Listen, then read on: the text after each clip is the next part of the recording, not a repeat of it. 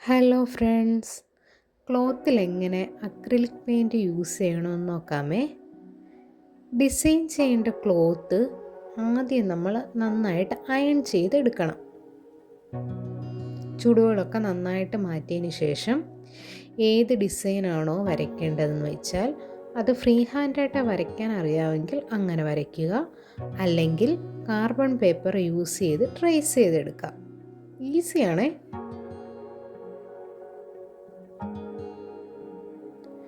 ശേഷം നമ്മൾ അതിനനുസൃതമായ കളറുകളെല്ലാം എടുത്തതിന് ശേഷം കളർ ചെയ്യാൻ തുടങ്ങാം.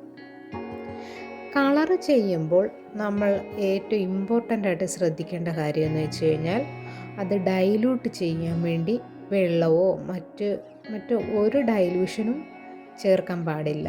അങ്ങനെ ആകുമ്പം ഈ കളറ് ക്ലോത്തിൽ നിന്ന് ഇളകില്ല, ലോങ് ലാസ്റ്റ് ചെയ്യും.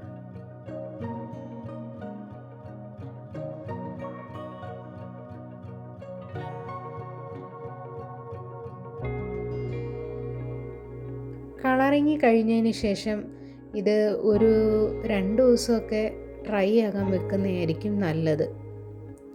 ഒന്നി സൺലൈറ്റിൽ വെച്ച് ട്രൈ ചെയ്യാം. അതിന് ബുദ്ധിമുട്ടുള്ളവർക്ക് ഏതെങ്കിലും ഡ്രയർ യൂസ് ചെയ്ത് ട്രൈ ചെയ്തെടുക്കാമേ.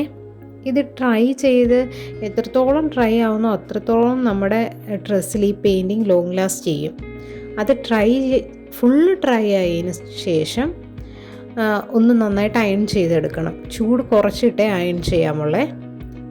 അതിന് ശേഷം നമുക്ക് സ്റ്റിച്ച് ചെയ്തെടുക്കാം. സ്റ്റിച്ചിങ് വീഡിയോ വേണമെങ്കിൽ കമൻറ്റ് ചെയ്യണേ. ഇങ്ങനെ ഈ പ്രോസസ്സിലൂടെ നമ്മൾ ഫാബ്രിക്കിൽ പെയിൻറ്റ് ചെയ്ത് കഴിഞ്ഞാൽ വാഷ് ചെയ്താൽ പോലും എത്ര വട്ടം വേണമെങ്കിലും വാഷ് ചെയ്ത് നമുക്ക് യൂസ് ചെയ്യാം. ഒരിക്കലും കളർ ഇളകില്ല.